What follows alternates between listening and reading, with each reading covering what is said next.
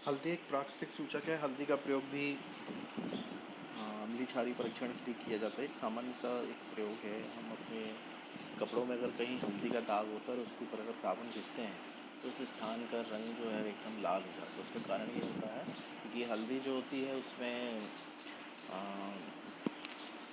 वो हल्दी जो होती है वो क्षारकीय पदार्थों के साथ अ, लाल रंग प्रदान करती है। इसमें हल्दी में जब क्षारकीय पदार्थ मिलाए जाते हैं तो उस स्थान का रंग लाल हो जाता है। हल्दी एक प्राकृतिक सूचक होती है।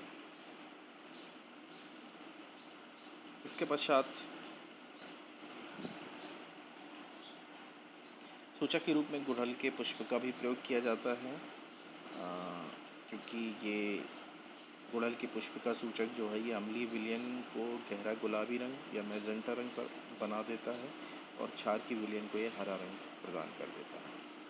तो इस प्रकार गुड़हल का फूल भी एक सूचक के रूप में प्रयोग किया जाता है। इसके अलावा एक और महत्वपूर्ण फैक्ट है कि जो भी लिटमस पेपर के साथ में जो भी ठोस पदार्थों का परीक्षण किया जाता है तो वो रिज़ल्ट ठीक से प्रदान नहीं करता है। इसलिए ठोस पदार्थों को पीस कर उनको अर्ध ठोस या विलेन के रूप में परिवर्तित करना आवश्यक होता है।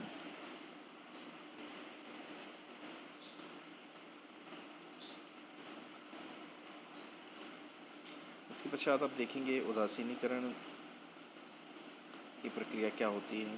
उदासीनीकरण की प्रक्रिया जो है अम्ल और क्षार के मिलने से जब अम्ल और क्षार की एक नियंत्रित मात्रा या समान मात्रा जो है वो मिलाई जाती है तो जो विलयन प्राप्त होता है उदासीन विलयन होता है। मतलब उसमें ना ही अम्ल के गुण पाए जाते हैं ना ही क्षार के गुण पाए जाते हैं और ये पदार्थ जो है ये लिटमस पेपर या दूसरे सूचकों के साथ कोई भी परिवर्तन प्रदर्शित नहीं करते। तो ये उदासीन विलयन कहलाते हैं और ये प्रक्रिया जो है ये उदासीनीकरण प्रक्रिया कहलाती है।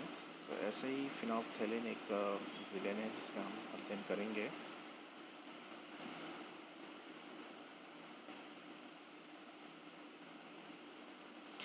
जब विलेन क्षारकीय होता है तो वो फिनोल्फ्थेलिन गुलाबी रंग देता है। इसके विपरीत जब विलेन अम्लीय होता है तो वो रंगीन रहता है।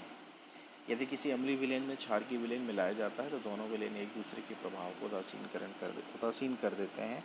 जब किसी अम्ल और क्षारक के विलेन को उचित मात्रा में मिलाया जाता है तो विलेन की प्रकृति ना तो अम्लीय रहती और ना ही क्षारकीय रहती। दूसरे शब्दों में अम्ल तथा क्षारक दोनों की ही प्रकृति लुप्त हो जाती है।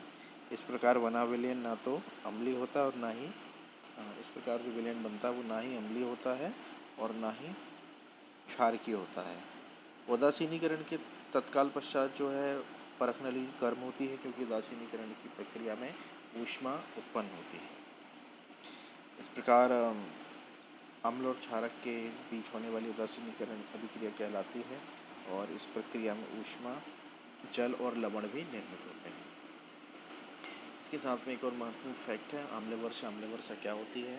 तो आम्ल वर्षा जो है वो एक प्रक्रिया है, वर्षण की प्रक्रिया का ही एक भाग होता है जिसमें वर्षा के जल के साथ साथ हानिकारक अम्लों की मात्रा भी धरती तक आती है और ये जो अम्ल वर्षा के जल के साथ में आते हैं ये बहुत हानिकारक होते हैं कि न केवल वहाँ के पादप भूमि के साथ साथ ऐतिहासिक महत्व की इमारतों को भी नष्ट कर देते हैं। जैसे संगमरमर से बना हुआ जो ताजमहल है तो उसको भी अम्ल वर्षा से बहुत नुकसान पहुँच सकता है।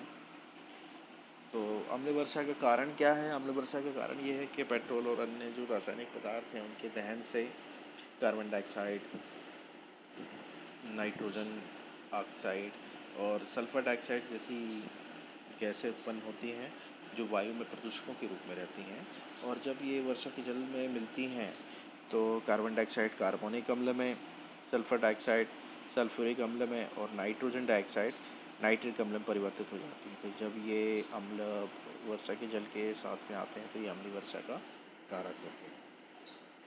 इस प्रकार आगे उदासीनीकरण की अभिक्रिया के बारे में हम और देखेंगे। अम्ल और क्षारक मिलकर लवण और जल बनाते हैं, ऊष्मा निर्मुक्त होती है जैसे हाइड्रोक्लोरिक अम्ल HCl और सोडियम हाइड्रोक्साइड NaOH मिलकर NaCl बनाता है जिसको खाने का नमक कहा जाता है, सोडियम क्लोराइड। ये लवण होता है। इसकी प्रक्रिया में जल और ऊष्मा मुक्त होती है। अब दैनिक जीवन में उदासीनीकरण के बहुत से एग्जाम्पल हैं। सबसे पहला पाचन है। हमें मालूम है कि अमाशय में HCl हाइड्रोक्लोरिक अम्ल उपस्थित होता है और जब उसकी मात्रा अधिक हो जाती है तो एक अपाचन की स्थिति हो जाती है। तो ऐसे समय में मिल्क ऑफ मैग्नीशिया जो कि एक क्षारक होता है इसको लिया जाता है, तो ये अम्ल के प्रभाव को समाप्त कर देता है। इसी प्रकार चींटी का डंक है, चींटी के डंक में फार्मिक अम्ल होता है और जब किसी व्यक्ति को चींटी काटती है तो उस अम्ल की मात्रा को वो बॉडी में इंजेक्ट कर देती है और इस व्यक्ति के अगर गाँव में नमीयुक्त खाने का सोडा या कैलेमाइन को मला जाता है तो वो प्रभाव को खत्म कर देता है। इसी के साथ ही मृदा उपचार एक प्रक्रिया है। मृदा उपचार क्या होता है? खेती की जो प्रक्रिया होती है उसमें हम वर्तमान में रासायनिक पदार्थों का प्रयोग करते हैं, तो उससे आम मृदा जो है उसकी प्रकृति अम्लीय या क्षारीय हो जाती है। तो जब मृदा की प्रकृति अम्लीय या क्षारीय होती है तो ये जो उसमें होने वाले जो फसल है उसको प्रभावित करती है, क्योंकि मिट्टी के जो पोषक तत्व हैं अगर उसकी मात्रा कम हो या अधिक हो जाए तो वो फसल को नुकसान पहुंचा सकते हैं। इसलिए ऐसी मृदा को उपचारित करना पड़ता है जिससे कि इसकी प्रकृति सामान्य हो जाए। तो उपचारण के लिए पदार्थों का प्रयोग किया जाता है। यदि मृदा की प्रकृति अम्लीय है तो उसमें बिना बुझा हुआ चूना मिलाया जाता है और अगर मृदा की प्रकृति क्षारीय है तो उसमें कंपोस्ट मिलाया जाता है जिससे कि वो मृदा सामान्य हो जाती है और खेती के लिए उपयुक्त हो जाती है। इसके अलावा कारखानों का अपशिष्ट है, तो कारखानों से जो अपशिष्ट निकलते हैं वो वर्षा की वो जलाशय में या जल स्रोतों में मिलाए जाते हैं या मिट्टी में मिलाए जाते हैं जिससे मिट्टी और जल को प्रदूषित कर देते हैं। इसलिए इन पदार्थों को उपचारित करना आवश्यक है जिससे कि ये प्रदूषण ना फैला सके। तो इस चैप्टर में इतना ही। बहुत बहुत धन्यवाद।